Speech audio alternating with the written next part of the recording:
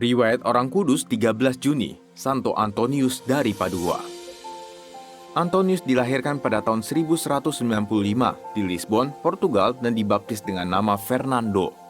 Ia adalah putra tunggal pasangan Martin dan Maria Bulhom, keluarga terpandang di kotanya. Fernando seorang anak yang cerdas, hatinya lurus tetapi keras. Orang tuanya sangat ingin agar kelak ia menjadi orang terkenal. Pada usia 11 tahun, kedua orang tuanya meninggal dunia, sehingga Fernando menjadi yatim piatu.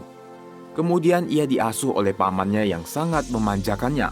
Pada usia 15 tahun, Fernando merasa terpanggil untuk menjadi seorang imam.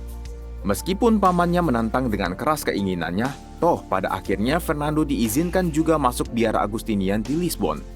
2 tahun kemudian, Fernando ditugaskan belajar di Coimbra.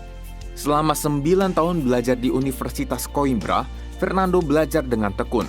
Ia juga menjalin persahabatan dengan para biarawan Ordo Fransiskan. Suatu hari, jenazah 5 martir perdana dari Ordo Fransiskan datang dari Maroko dan disemayamkan di biaranya. Melihat jenazah para martir itu, jiwa muda Fernando seketika bergejolak. Tiba-tiba ia bangkit. Buku yang tengah dipelajarinya itu ditutup seraya berkata, "Teman-temanku telah mati demi Tuhan. Apakah aku akan duduk-duduk terus mempelajari buku?" Kemudian Fernando memutuskan untuk bergabung dengan Ordo Fransiskan dengan tujuan agar dapat segera ditugaskan ke Maroko, supaya ia pun juga dapat menjadi saksi sekaligus martir Kristus. Fernando diterima Ordo Fransiskus dengan nama Antonius. Sayang sekali, begitu tiba di Maroko, Antonius jatuh sakit sehingga terpaksa pulang kembali. 9 tahun lamanya Antonius berkhotbah, mempertobatkan banyak orang dan melakukan banyak mukjizat di Prancis, Sisilia, serta Italia. Ia seorang pengkhotbah yang ulung. Kemanapun ia pergi, orang banyak datang berduyun-duyun untuk mendengarkan khotbahnya. Menurut legenda, bahkan ikan-ikan di danau pun bersembulan keluar untuk mendengarkan khotbahnya. Santo Antonius bermalam di rumah seorang temannya, Lord of Chateauneuf.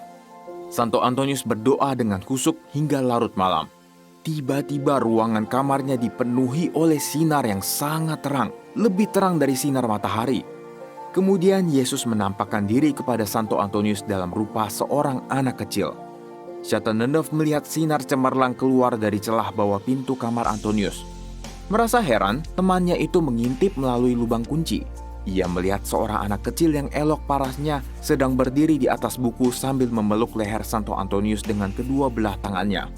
Ketika Santo Antonius membuka pintu kamar dan mendapati Chateauneuf, ia berpesan agar temannya itu tidak menceritakan apa yang dilihatnya kepada siapapun juga selama ia masih hidup. Inilah sebabnya mengapa Santo Antonius sering digambarkan sedang memeluk kanak-kanak Yesus. Antonius begitu bersemangat dalam mewartakan Injil sehingga ia sering lupa makan dan kurang istirahat. Karena itu ia jatuh sakit dan meninggal dunia di Arsela dekat Padua pada tanggal 13 Juni 1231 dalam usia 36 tahun. Jenazahnya disemayamkan di gereja Santa Perawan Maria di Padua. Setahun kemudian ia dimaklumkan sebagai santo oleh Paus Gregorius ke-9. Paus Pius ke-12 memaklumkannya sebagai doktor evangelis atau doktor kitab suci. Dahulu, Santo Antonius mempunyai sebuah buku Mazmur yang sangat berarti baginya. Dalam buku Mazmur itulah ia mencoretkan catatan-catatan atau komentar-komentar yang dipergunakannya untuk mengajar murid-muridnya di Ordo Fransiskan. Suatu ketika, seorang novis mulai bosan dengan kehidupan religius biara, karenanya ia memutuskan untuk melarikan diri. Ia pergi dengan membawa serta buku Mazmur Santo Antonius. Ketika Santo Antonius menyadari bahwa bukunya telah hilang, ia menjadi sangat sedih. Santo Antonius berdoa dengan sangat agar buku Mazmurnya segera ditemukan atau dikembalikan kepadanya. Tuhan menjawab doa Santo Antonius. Novis yang telah mencuri bukunya itu merasa tidak tenang jiwanya, sehingga akhirnya ia mengembalikan buku Mazmur itu kepada Santo Antonius. Santo Antonius memaafkan segala perbuatannya. Novis itu bahkan diterima kembali di biara. Oleh sebab itulah Santo Antonius merupakan santo pelindung barang-barang yang hilang ataupun dicuri. Jadi, mulai sekarang kalau kamu kehilangan sesuatu, berdoalah dengan perantaraan Santo Antonius dari Padua.